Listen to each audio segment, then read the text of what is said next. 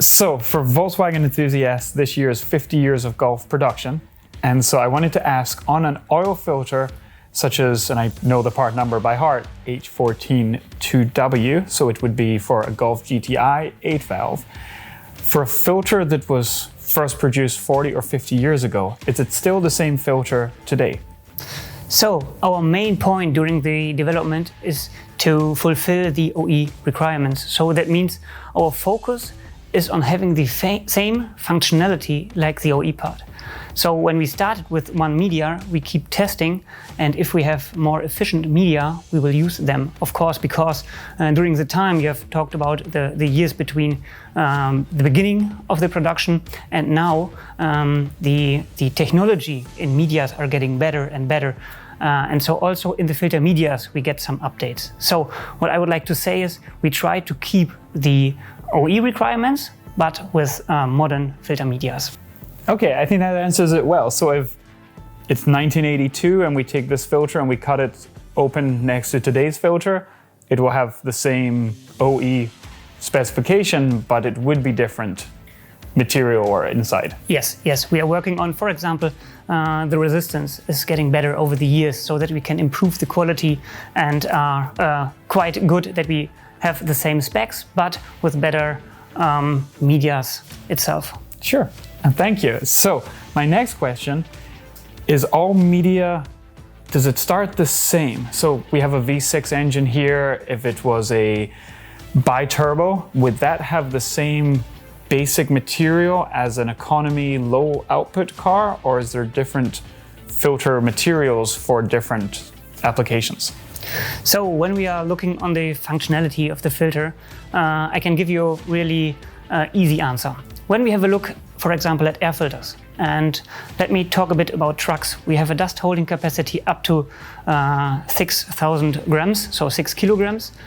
And when we then are talking about an oil filter which has a dust holding capacity around 120 grams like this, you can imagine that these both applications need completely different medias. And there is your answer. We do not use for air filters and oil filters the same media. It's not possible because the requirement regarding efficiency, dust holding capacity and differential pressure, for example, are totally different. But within an oil filter for this engine versus an oil filter for that engine, is there different base materials for the same filter? It depends a little bit on the engine itself. When we have engines which requires, for example, a high temperature resistance, we use different materials. We have base materials like cellulose, but when you have, let me say, a charged engine with a turbocharger, something like this, you could have higher temperatures. And then you need better medias to improve the performance and have a longer lifetime of the filter media. So then we came from cellulose media to cellulose polyester. So we have an improvement. So in total, we have around 300 different filter medias we are using for the applications. So it's divided in passenger cars, trucks, off-highway. So several different applications. Sure. And so as we sit here next to this with this assembly here, and there's the full metal one behind me, the aluminium one for Mercedes, I believe. You make those for OE specifications. And this one amazes me because you melt the aluminium here, which it's fascinating in 2024. Who designs that part? Does Mercedes come to you and says, here's the blueprints, make this? Or are you involved with feedback, or how does that process happen? Normally, when we are involved as a development partner, we get a space around the engine which we have where we can build in our filter elements.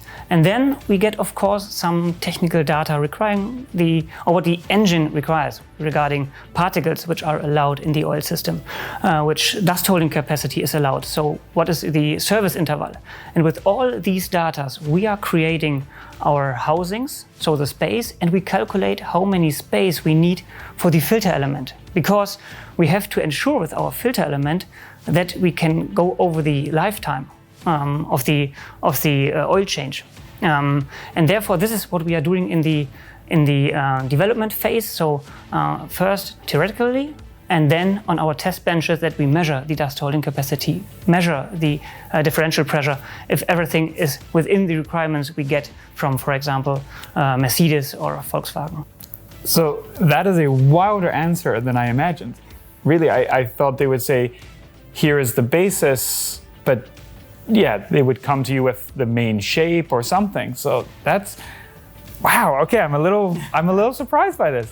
That's really cool. So then when they're developing an engine, it takes not 3 or 5 years, it is 7, 10 years, the same with the next generation. So then you are in that process for that long. Yes. So we have here in our test facility and in our development area, the filters you will see in, I would say, 3, 4 or 5 years on the market. So we are just before you have the serious startup, of course.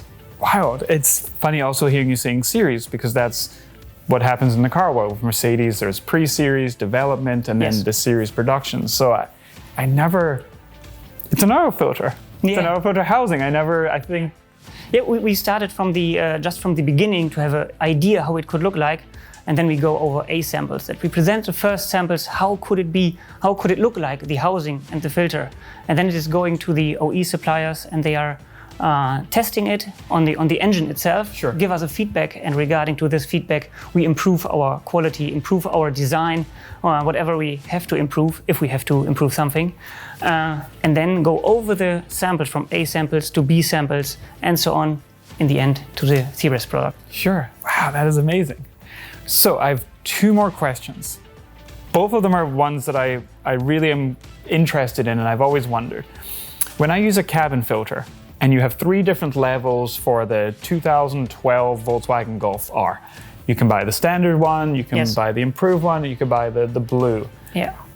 Is the basis for each of them the same material, or is it added to the base one, or how does that work? Yeah, we have 3 different versions, as you have said. We have the LI. This is the normal cabin air filter without activated carbon and without any additional layer. This is the base one with a good efficiency, and here we focus on dust, on things, on particles we have in the air, and also the layer, the material is developed for this applications. And then we come to the next version. This is the LC media. LC is the media with the activated carbon. So it is an update, an upgrade to the LI media. And this is a different media because you have to fix the activated carbon between the media that is fixed there and stays in this position. And we improved the efficiency of this media. So it has a better separation of particles. And then we have the next level, the high level, the LB filter. Here we have the highest efficiency. So it's a different media as well. We have the activated carbon, and we have an antiviral and antibacterial layer. So you have no problems with any virus or bacteria in the world. So it is very important to have a media, a fully synthetic media, because when you have dust or something like this on the media and you have water, you could get something growing on the media, and I don't think that you would like to have this in your air. Sure. You're breathing.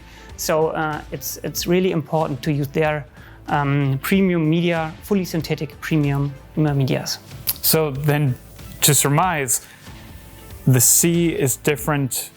It's a different construction. It's a different material. So that's where I wasn't sure if it was applied to the surface for the blue, that it was the same media, but something was sprayed on it or something. But you're saying it really is a separate media, it's a different filter. Yeah, it's a separate media. And one of these media layers, so all of our medias have different layers over each other. And one of the LB media layer is the antiviral layer. And only for this reason, not only this reason, we have some more, but this is a reason why we need different medias, because when you have, for example, 5 different layers, all of these layers have to fulfill their own task. So every layer filters specific dust particles. And so when you would like to change some media layers, you have to change your whole media itself. And, Sure. and so when we use a media layer with antiviral and antibacterial layer, so then we changed all the rest that we have in total, the results we would like to have. Sure, thank you. So my last question. So HENGST was founded 1950, it's right there, 50 years, I can't believe it, my gosh. So, but it still remains today, it's not GmbH, Yes. it's SE. Yes. And it's said that it's still family controlled or owned. What does the SE mean compared to GmbH? It's privately owned?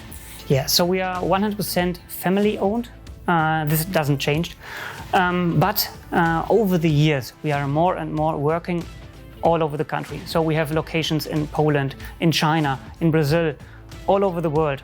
And therefore it makes sense to change from GmbH to SE because we are a worldwide acting company, and that makes it a bit easier when you are acting worldwide. That's the only reason. So that's where, when it's family owned, they are the shareholders, like they really, it's the family? Yes. Okay. It's the family. All the years, the family, the company were in the same family. It didn't change, and this is where we are now. Now it's Jens Röttgering. Because I really am interested in this because I never really understood from, wanting to make the filter company, and also I think racing Porsches, etc., maybe a little bit, but then to still be family owned, but when it's so global, and I don't see other companies with the registration SE. So that's where I genuinely am like, what does that mean when it's, The SE is the head over all companies, and underneath we have the single companies like we have here in Münster or like we have in Brazil.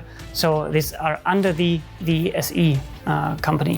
Okay, so it's still, I think that does make sense. And I realize this is a slightly unusual question and maybe a little too nerdy, but it's something for me that's been I always wonder when I say it's family owned, but you have factories and production all over the world. I mean, so that's kind of wild. I think it's maybe almost unusual.